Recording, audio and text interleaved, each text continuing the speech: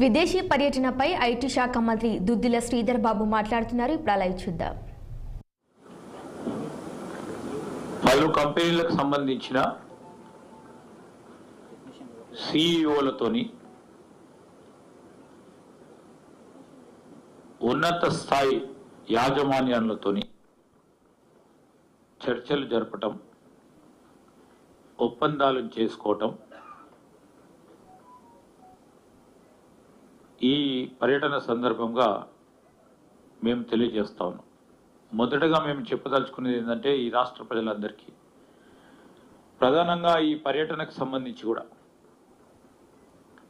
తెలంగాణ రాష్ట్రం ఏర్పడ్డ తర్వాత మొట్టమొదటిసారి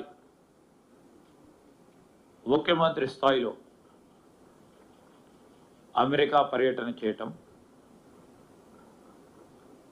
ఈరోజు ఆర్థికంగా స్థిరపడ్డ బలంగా ఉన్న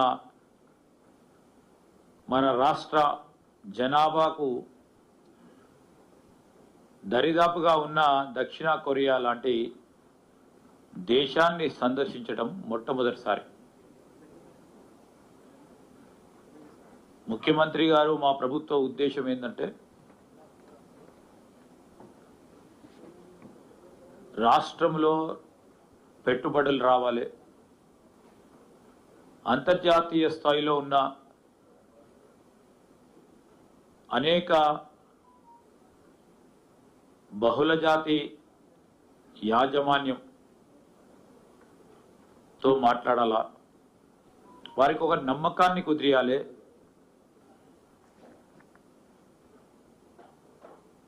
ఈ రాష్ట్ర ప్రగతిలో మీరందరూ భాగస్వాములను కావాలని ఒక పిలుపునివ్వటానికి, వారితో పాటు మన ప్రవాస భారతీయులందరితోని కూడా సంప్రదింపులు జరపాలని,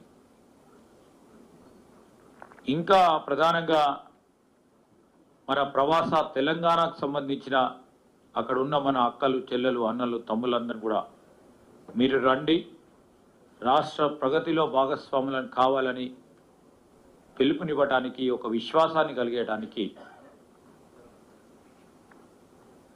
ముఖ్యమంత్రి గారు మేము వెళ్ళటం జరిగింది. ఇది ప్రధానమైన ఉద్దేశం.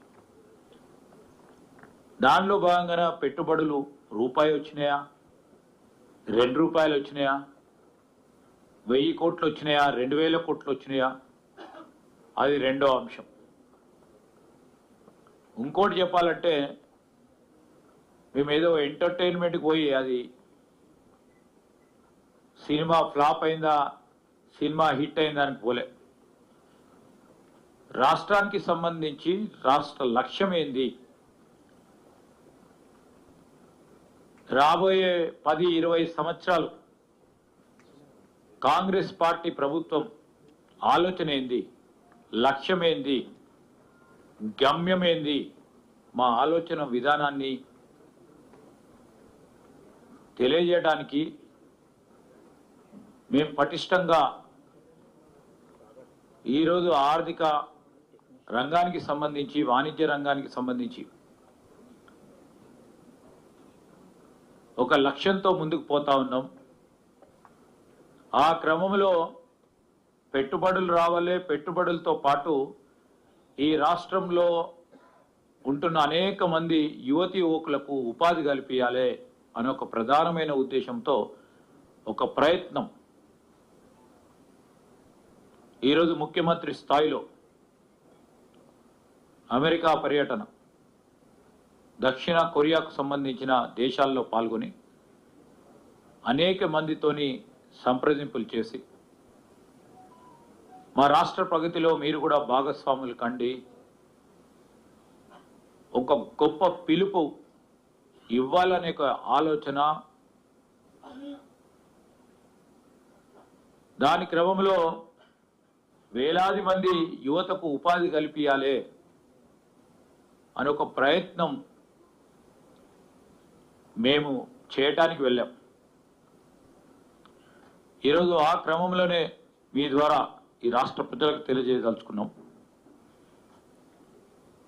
ఈరోజు మేము ఒక పక్కన సేవా రంగానికి సంబంధించి, ఉత్పత్తి రంగానికి సంబంధించిన అనేక మంది కంపెనీలకు సంబంధించిన యాజమాన్యంతో చర్చలు జరపటం, కొన్ని ఒప్పందాలు చేసుకోవటం జరిగింది.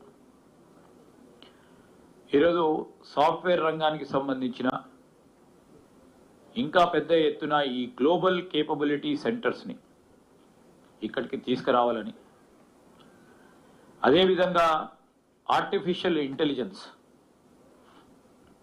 సెమీకండక్టర్ల తయారీలో దిగ్గజ సంస్థలైన 3 పరిశ్రమల ప్రతినిధులతో రౌండ్ టేబుల్ మీటింగ్స్ని ఏర్పాటు చేసుకొని దాదాపు 50 పైచిలకు సమావేశాల్లో మేము పాల్గొనడం జరిగింది. పొద్దున్న 8 గంటల నుంచి సాయంకాలం 8 గంటల వరకు కూడా ఈ మీటింగ్స్లో పాల్గొనటం, రాష్ట్రానికి సంబంధించిన లక్ష్యాలు వారికి తెలియచేయటం, వారి అవసరాలను కూడా తెలుసుకునే ప్రయత్నం చేయటం, మేము ఒక ప్రయత్నం చేయటం జరిగింది. దానిలో భాగంగానే మరి గౌరవ ముఖ్యమంత్రి గారు రేవంత్ రెడ్డి గారు ప్రపంచ బ్యాంక్ ప్రెసిడెంట్ అయిన, ఇదే హైదరాబాదులో చదువుకున్న ప్రపంచ బ్యాంకు సంబంధించిన అధ్యక్షులు శ్రీ అజయ్ బంగా గారితో, అదేవిధంగా అడోబీకి సంబంధించిన సంస్థ చీఫ్ ఎగ్జిక్యూటివ్ ఆఫీసర్ సిఇఓ గారైన శంతను నారాయణ గారిని కలుసుకోవటం జరిగింది. వారితోని ఈరోజు ప్రభుత్వానికి సంబంధించిన ఫ్లాగ్షిప్ ప్రోగ్రామ్స్, ప్రాజెక్టులు, ముఖ్యంగా ఫ్యూచర్ సిటీ, దాంతోపాటు ఆర్టిఫిషియల్ ఇంటెలిజెన్స్ సంబంధించిన సిటీ,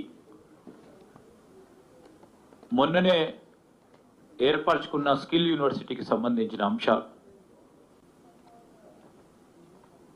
దాంతోపాటు మూసీ రివర్ ఫ్రంట్ పునర్జీవనం గురించి కూడా వారితోని చర్చించడం జరిగింది. అదేవిధంగా బే ఏరియాకు సంబంధించి శాన్ ఫ్రాన్సిస్కో నగర్లో ఉన్న యాపిల్ సంస్థకు సంబంధించిన ప్రధానమైన ఓ మీటింగ్ వారి ప్రధాన కార్యాలయంలో, అక్కడే గూగుల్ క్లౌడ్ కార్యాలయాన్ని కూడా మేము సందర్శించాం. అక్కడే ఉన్న స్టాన్ఫోర్డ్, ఒక ప్రముఖమైన ఐవీ లీగ్ ఇన్స్టిట్యూషన్, ఆ క్యాంపస్ను కూడా అక్కడ ఉన్న యూనివర్సిటీకి సంబంధించిన పెద్దలు